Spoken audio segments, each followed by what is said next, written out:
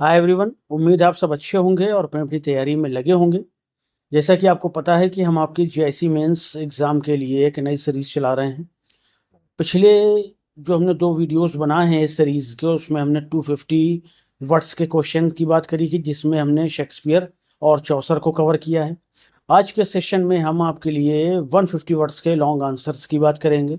इसमें हम Matthew Arnold के द्वारा दी गई टच स्टोन मेथड की बात करेंगे और इसके अलावा अरिस्टोटल के द्वारा दिए गए हेमर्शिया वर्ड की भी बात करेंगे और एक दो क्वेश्चंस की भी बात करेंगे जो आपके जीआईसी मेंस एग्जाम के लिए बहुत ज़रूरी होने वाले हैं। इससे पहले कि हम सेशन को शुरू करें, आपके लिए एक इन्फॉर्मेशन है और शायद आपको पता भी चल गई होगी कि अब आपके जो भी टीजीटी या पीजीटी या असिस्टेंट प्रोफेसर वगैरह के एग्ज़ाम होंगे ना, उसमें जीएस भी जुड़ने वाला है।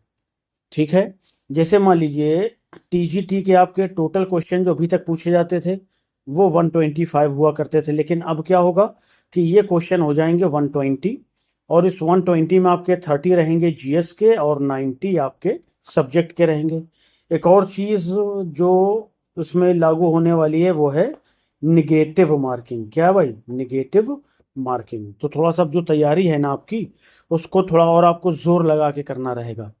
ठीक है ना, कि कुछ भी आपसे छूटे ना और जो भी आप पेपर के लिए तैयार करें ना वो बिल्कुल एग्जैक्ट और सही आपके दिमाग में मौजूद होना चाहिए। वहाँ कन्फ्यूज़न का अब चांस नहीं है। पहले क्या था कि 125 क्वेश्चन होते थे और अपन जा करके वहाँ जो है बस जितने आ गए तो आ गए, नहीं तो बाकी ऐसे ही करके आ जाते थे, तो उसमें 2 4 5 10 सही हो जाते थे। लेकिन अब ऐसा आपके लिए ख़तरनाक हो सकता है क्योंकि नेगेटिव मार्किंग है। अब मान लीजिए अगर आपने 3 क्वेश्चन गलत कर दिए तो आपका जो एक सही वाला क्वेश्चन है वो भी चला जाएगा और ये 3 क्वेश्चन तो चले ही गए, यानी 3 गलत करने पर 4 का नुकसान आपको उठाना पड़ेगा। ठीक है भाई, तो थोड़ा सा ध्यान रखिए। टीजीटी पीजीटी में भी, एलटी ग्रेड में तो पहले से ही है, जीआईसी वगैरह में भी है। अब जो है टीजीटी पीजीटी में भी आपके नेगेटिव मार्किंग देखने को मिलेगी और सबसे इम्पोर्टेंट जो आपको एक नया सब्जेक्ट उसमें देखने को मिलेगा, बल्कि कहिए कि कई सब्जेक्ट देखने को मिलेंगे, वो जीएस से रिलेट होंगे, यानी जनरल स्टडी से। आपकी हिस्ट्री है, ज्योग्राफी है, पोलाइटी है और इकोनॉमी है, ये सारा कुछ उसमें देखने को मिलेगा। करंट अफेयर्स भी देखने को मिलेंगे। अब थोड़ा तैयारी आपके लिए टफ होने वाली है, तो समय मत गंवाइए, अच्छे से तैयारी शुरू कर दीजिए। जैसा कि हम जान रहे हैं कि आने वाली जो वैकेंसी है जिसमें 17,740 पोस्ट आपकी टीजीटी की है और 2,615 पोस्ट जो हैं वो पीजीटी की हैं। ठीक है ना, तो अगर आप अच्छी तैयारी करेंगे ना तब भी कोई दिक्कत नहीं। निगेटिव मार्किंग सभी के लिए है, जीएस भी सभी के लिए है, तो आपके लिए स्पेशल तो नहीं है ना कोई। तो जब आपका कंपटीशन होगा तो सभी के साथ होगा, नेगेटिव मार्किंग लागू होगी, सभी पर होगी। जो गलत करेगा उसके सवाल सवाल गलत होंगे। ठीक है ना, तो इसका डर नहीं रखना है अपने अंदर, तैयारी को मजबूत करिए बस, डरने से कोई कुछ नहीं होने वाला। ठीक है, एक और बात, अगर आप टीजीटी पीजीटी की तैयारी कर रहे हैं तो आपके लिए खुशखबरी है कि हम आपको पीडीएफ नोट्स प्रोवाइड करा रहे हैं। पीडीएफ नोट्स, इसमें आपका टीजीटी पीजीटी का टोटल सिलेबस आपको कवर मिलेगा। अगर आपको टीजीटी के नोट्स चाहिए हैं तो 299 पे करेंगे ओनली, और अगर पीजीटी के नोट्स चाहिए हैं तो 399 पे करने होंगे। इसमें आपका पूरा इंग्लिश लिटरेचर और ग्रामर का जो सिलेबस है वो सारा कुछ इसमें आपको मिलने वाला है। ठीक है, तो इसमें ग्रामर नहीं होगी, सॉरी, उसके लिए इंग्लिश लिटरेचर का पूरा सिलेबस होगा। ग्रामर के लिए हमने आपके लिए अलग नोट्स बनाए हुए हैं, बहुत ही कारगर पॉइंट टू पॉइंट नोट्स आपको मिलेंगे। और अगर ग्रामर का आप नोट्स लेना चाहते हैं तो इसके लिए भी आपको 299 पे करने हैं। सिर्फ एक चीज़ आपकी बचत की भी बता दें, अगर आप टीजीटी और पीजीटी दोनों को तैयारी कर रहे हैं तो सिर्फ आपको पीजीटी के नोट्स लेने हैं। पूरा आपका टीजीटी का सिलेबस उससे कवर हो जाएगा, इस बात की गारंटी है। ठीक है भाई, तो अगर आपको ज़रूरत लगे तो बिल्कुल हमसे हमारे व्हाट्सअप नंबर 9838818140 पर हमसे संपर्क करिए और हम आपको पीडीएफ प्रोवाइड करा देंगे। ठीक है भाई, चलिए, तो आज का जो सेशन है हमने आपको बताया कि हम इसमें 150 वर्ड्स के लॉन्ग आंसर्स की बात करने वाले हैं। तो पहला क्वेश्चन, हमें touch stone method by Matthew Arnold discuss करनी है। ठीक है, क्वेश्चन आपका आ जाएगा, discuss the touch stone method by Matthew Arnold या critically examine the touch stone method by Matthew Arnold. इस तरह के क्वेश्चन मिलेंगे आपको। आपको जो आंसर है वो शुरू कहाँ से करना है? इंट्रोडक्शन से शुरू करना है। फिर आपको टच स्टोन मेथड की मीनिंग बता देनी है ना। हमने हेडिंग वाइज इसलिए इस पीडीएफ को बनाया है ताकि आपको याद करने में भी आसानी हो, और वहां जब आप लिखेंगे जा करके ना तो वहां पर भी आपको आसानी लगे। चलिए इंट्रोडक्शन देखिएगा। द टच स्टोन मेथड, अच्छा इसको समझ लीजिए थोड़ा सा, कि जो हमारे मैथ्यू आर्नोल्ड है ना, वो एक बात कहते थे कि जो क्लासिकल पोइट्री है ना वही सबसे अच्छी पोइट्री है, सबसे बेस्ट पोइट्री है। अगर आज के दौर की नई पोइट्री आपको जानना है कि अच्छी है कि बुरी है, तो आपको एक काम करना है, उसकी तुलना जो है वो पुरानी पोइट्री से कर लीजिए। अगर वो उसके पैमाने पर खरी उतरती है तो ये भी अच्छी है, अगर पैमाने पर खरी नहीं उतरती है तो ये खराब है। ये है टच स्टोन मेथड, आसान शब्दों में। ठीक है, चलिए देखेंगे। Touch stone method is a critical theory proposed by Matthew Arnold. Matthew Arnold के द्वारा प्रपोज की गई एक क्रिटिकल थ्योरी है ये, और इसको इन्होंने कहाँ पेश किया है? द स्टडी ऑफ पोइट्री अपनी बुक में।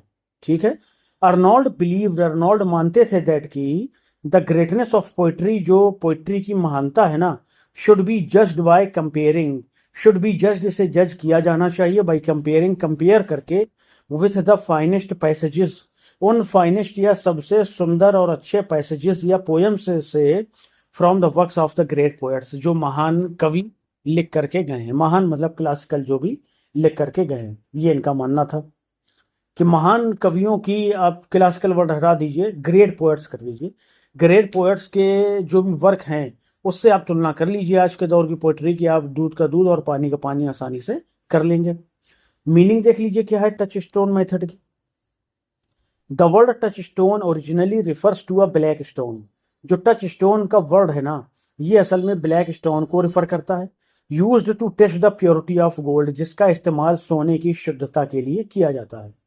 सिमिलरली, इसी तरह से अर्नोल्ड सजेस्टेड दैट, अर्नोल्ड ये सजेस्ट करते हैं कि selected lines from the greatest poets, महानतम कवियों की जो चुनिंदा पंक्तियां हैं ना, should serve as the standard for judging, इन्हें आज की पोइट्री को जज करने के लिए स्टैंडर्ड माना जाना चाहिए। ठीक है, इसी से हम quality of the other poems को चेक करते हैं, चेक कर सकते हैं आसानी से।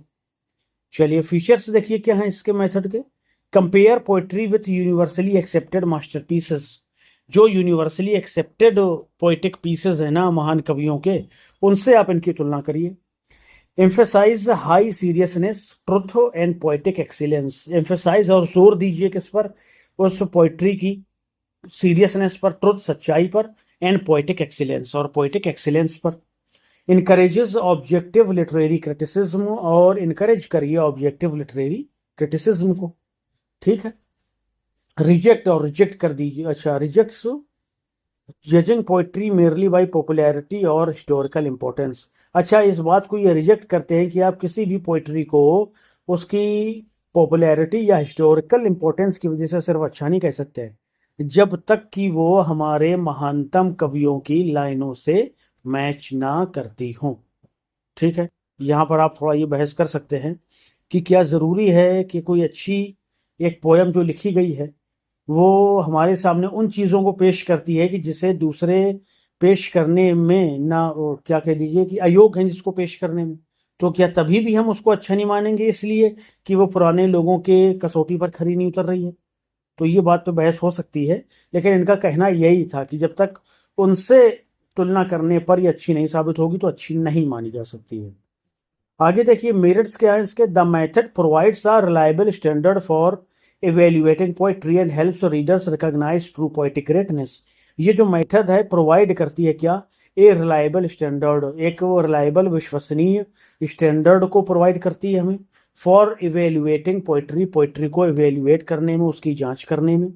एंड हेल्प्स रीडर्स, और ये पढ़ने वालों की भी मदद करती है रिकॉग्नाइजिंग, पहचानने में, ट्रू पोइटिक ग्रेटनेस, ट्रू सच्ची पोइटिक महानता को। यानी जब वो रीडर भी इस थ्योरी का इस्तेमाल करेंगे तो उनको भी दूध का दूध और पानी का पानी नजर आएगा इनके हिसाब से। लिमिटेशन क्या है इसकी? क्रिटिक्स आर्ग्यू, अब इनके ऊपर जो क्रिटिक्स है उन्होंने क्या कहा है कि literary test is subjective and that comparison alone can not fully determine a poem's value. करेंगे जो लिटरेरी टेस्ट है ना वो सब्जेक्टिव है असल में, एंड दैट कंपैरिजन, और ये जो कंपैरिजन है अलोन कैन नॉट, ये अकेले फुली डिटरमाइन नहीं कर सकता है भाई अब पोएम्स वैल्यू, किसी पोएम की वैल्यू को। वही बात जो अपन ने कही। कंक्लूजन देख लीजिए। तो ये पॉइंट है जिसमें लोग बहस करते हैं कि एक ही मेथड से आप कैसे हर तरह की पोइट्री को, हर तरह की पोएम्स को स्टैंडर्ड या अच्छी कह सकते हैं। तो सही बात है ना। जरूरी थोड़ी कि जिस मीटर में, जिस स्टेंजा फॉर्म में या जिस राइमिंग स्कीम में पुराने ऑथर्स ने लिखा है, पोएट्स ने लिखा है, उसी में पोइट्री लिखी जाए। भाई आजकल तो फ्री वर्स का भी दौर है ना। फ्री वर्स का मतलब है कि आपके विचार अगर अच्छे हैं तो आप फ्री वर्स में उसको व्यक्त करिए। तो फ्री वर्स को तो ये बिल्कुल रिजेक्ट कर देंगे पोइट्री में। ठीक है, चलिए कंक्लूजन देखिए। Arnold's touchstone method remains one of the most influential theories of literary criticism and continues to guide the evaluation of poetic excellence। तो ये जो टच स्टोन मैथड है रिमेन्स, ये अभी भी बनी हुई है one of the most influential theories of literary criticism.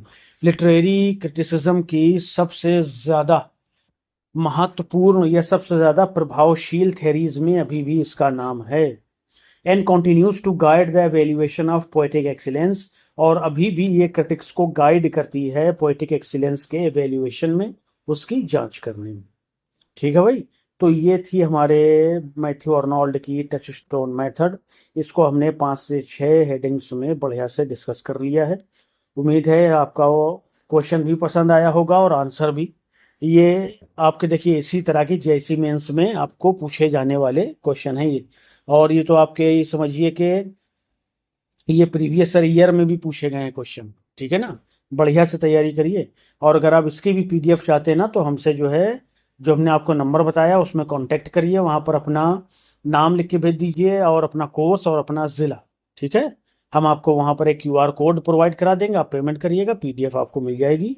और जीआईसी मेंस का जो आपका लिटरेचर वाला पोर्शन है और ग्रामर भी हम कोशिश कर रहे हैं कि उसमें ऐड कर दें, तो ये पूरा टोटल मिला के आपको 249 में अवेलेबल करा दिया जाएगा। ठीक है भाई, चलिए अगला है। अगर आप क्वेश्चन की बात करिए तो उसमें क्वेश्चन आपसे पूछा जा सकता है, discuss hamartia as told by या एज प्रेजेंटेड बाय एरिस्टोटल। ठीक है, या ऐसा क्वेश्चन पूछा जा सकता है, examine Aristotle's hamartia in your own words. ठीक है, या इन योर ओन ओपिनियन आप लिख सकते हैं। चलिए, तो जो आपका आंसर रहेगा वो शुरू होगा हमार्शिया अकॉर्डिंग टू एरिस्टोटल, ये आपकी हेडिंग रहेगी। 150 वर्ड्स आपको नहीं लिखना है हेडिंग में, ये आपके जानने के लिए है कि आपके ये वाले क्वेश्चन अब इसमें चल रहा है। ठीक है भाई, चलिए इंट्रोडक्शन में आ जाइए। हमार्शिया इज अ की कॉन्सेप्ट इन एरिस्टोटल्स पोएटिक्स। हमार्शिया अच्छा कहाँ देखने को मिलता है? हमार्शिया आपको देखने को मिलेगा कहाँ पर? ट्रेजिडीज में, जो कि किसी भी हीरो की एक बहुत बड़ी गलती होती है या कोई बड़ा फैसला, गलत फैसला होता है, जो उसको कहाँ ले जाता है? डूम की तरफ ले जाता है, मतलब उसको उसकी बर्बादी की तरफ ले जाता है। ठीक है भाई, तो it refers to tragic flaw, ये एक ट्रेजिक फ्लॉ होता है, गलती होती है, इरर इन जजमेंट, गलत फैसला हो सकता है ये, that leads to the downfall of a tragic hero, जो एक ट्रेजिक हीरो को उसकी बर्बादी की तरफ ले जाता है। मीनिंग ऑफ हमार्शिया देख लीजिए, the Greek word hamartia means missing the mark. Greek word hamartia का मतलब है मिसिंग द मार्क, निशाने से चूक जाना, या जो जिस बात के लिए आप फेमस हैं, यानी अपनी बुद्धिमानी के लिए या अपने अच्छे और न्याय संगत फैसलों के लिए, उसी में आपसे गलती हो जाना, तो इस कंडीशन में भी आप मिस द मार्क कर देंगे, है ना। तो ये दो मतलब हो सकते हैं इसके। और मेकिंग अ मिस्टेक, ये एक मेकिंग द मिस्टेक भी मतलब हो सकता है इसका। Aristotle did not describe it as a moral weakness, Aristotle ने इसे कोई नैतिक कमजोरी तो नहीं कहा है अकेले, but as an error in decision, इसे एक फैसला लेने में गलती कहा है इन्होंने, और जजमेंट या फैसला वही बात है, दैट ब्रिंग्स अबाउट ट्रेजिडी, जिसकी वजह से ट्रेजिडी घटित होती है। सही बात है। कैरेक्टरिस्टिक क्या होते हैं देख लीजिए, फाउंड इन अ नोबल और रिस्पेक्टेड हीरो, ये किसी नोबल या रिस्पेक्टेड हीरो में पाई जाती है। ये समझिए कि जो उस प्ले का हीरो होगा उसमें कोई ना कोई ट्रेजिक फ्लॉ होगा, हमार्शिया होगा, और उसकी वजह से वो प्ले कन्वर्ट हो जाएगा किसमें? ट्रेजिडी में। Causes are reversal of fortune, इसकी वजह से क्या होता है? रिवर्सल ऑफ फॉर्च्यून हो जाता है। ठीक है, चले थोड़ी सी कुछ गड़बड़ी सी लग रही है, इसको यहां से फिर से अपन देख लेते हैं। कैरेक्टरिस्टिक्स से कि फाउंड इन अ नोबल और रिस्पेक्टेड हीरो, की इसे एक नोबल और रिस्पेक्टेड हीरो में पाया जाता है। Causes a reversal of Fortune, इसी की वजह से रिवर्सल ऑफ फॉर्च्यून होता है, यानी पेरिपीटिया में दिखाई पड़ता है, ट्रेजिडी में। इसी की वजह से एनाग्नोरिसिस यानी रिकग्निशन भी सामने आती है, यानी पहचान असली क्या है उस कैरेक्टर की। क्रिएट्स फीलिंग्स ऑफ पिटी, इसी की वजह से फीलिंग्स ऑफ पिटी और फियर ये ऑडियंस में देखने को मिलता है, यानी कैथारसिस। जो हम पढ़ते हैं कि कैथारसिस जो है वो ऑडियंस के अंदर जब दया और आपका फियर यानी भय उत्पन्न हो जाए तो वो कैथारसिस कहलाता है। तो इसका कारण भी क्या है, आपका हेमार्शिया है।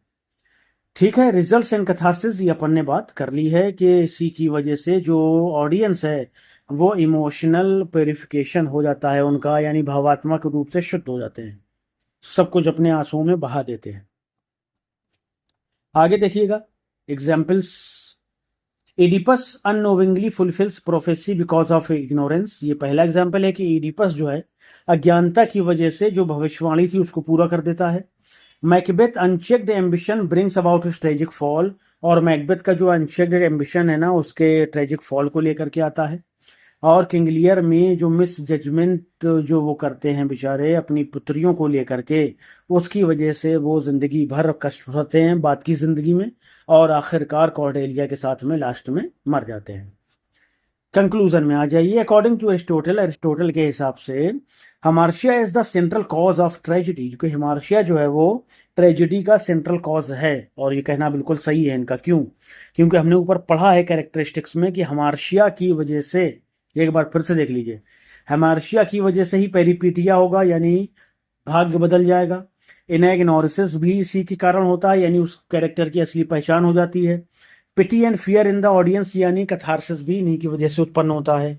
ये सारी विशेषताएं किसकी हैं? ट्रेजिडी की हैं। अगर हमार्शिया नहीं है तो ये सारी चीजें नहीं होंगी। इसका मतलब है कि वो जो प्ले या ड्रामा है वो कभी भी ट्रेजिडी नहीं बन पाएगा। इसलिए एरिस्टोटल ने कहा है कि central cause of a tragedy is hamartia. ठीक है भाई। It makes the hero human and helps the audience experience pity. It makes the hero human, ये अपने हीरो को ह्यूमन बना देता है, इंसान बना देता है जो है वो पहले से। हेल्प्स द ऑडियंस एक्सपीरियंस पिटी, और ये मदद करता है ऑडियंस की वो भी पिटी, उनके अंदर दया आ जाए, डर भी आ जाए, और इमोशनल प्यूरिफाई भी हो जाए वो। Making tragedy both meaningful and powerful, और इस तरह से हमार्शिया जो है वो ट्रेजिडी को मीनिंगफुल भी बनाता है और पावरफुल भी बनाता है। ठीक है भाई। देख लीजिएगा अगर इसमें कुछ छूटा हो, थोड़ी सी गड़बड़ी हो गई थी वीडियो के बीच में, तो एक बार बता दीजिएगा, अपन इस वाले क्वेश्चन को अगले किसी वीडियो में डिस्कस कर लेंगे। ठीक है भाई। तो अब देखिए यहां से हम शुरू करने वाले हैं रेनेसा। रेनेसा है, रिफॉर्मेशन आपको देखने को मिलेगा। तो जितने भी आपके लिटरेरी मूवमेंट्स हैं ना वो सारे कुछ हमने इसमें आपके लिए कवर किए हैं। ठीक है भाई। तो ये बहुत काम की आपके लिए पीडीएफ होने वाली है। समय कम है तो देरी ना करिए, तुरंत हमसे कांटेक्ट करिए और अपनी पीडीएफ को पा लीजिए और अपनी तैयारी को बूस्ट कर लीजिए। ठीक है भाई। कल से हम लिटरेरी मूवमेंट्स को डिस्कस करेंगे। तब तक स्वस्थ रहिए, मस्त रहिए, पढ़ाई में व्यस्त रहिए, समय बिल्कुल मत खराब करिए। और टीजीटी, पीजीटी, जीआईसी सबकी प्लेलिस्ट हमने अपने चैनल पर बना रखी है। उसके अलावा किसी तरह की कोई आपको परेशानी हो रही है तैयारी में तो आप हमारे टेलीग्राम चैनल को ज्वाइन कर लीजिए। उसका लिंक को डिस्क्रिप्शन में आपको मिल जाएगा। ज्वाइन करने के बाद कोई परेशानी या आपको कुछ भी दिक्कत है वहाँ पर शेयर करिए, उसको हम सॉल्व करने की ज़रूर कोशिश करेंगे। ठीक है भाई। चलिए मिलते हैं नेक्स्ट सेशन में। Till then bye bye, thank you.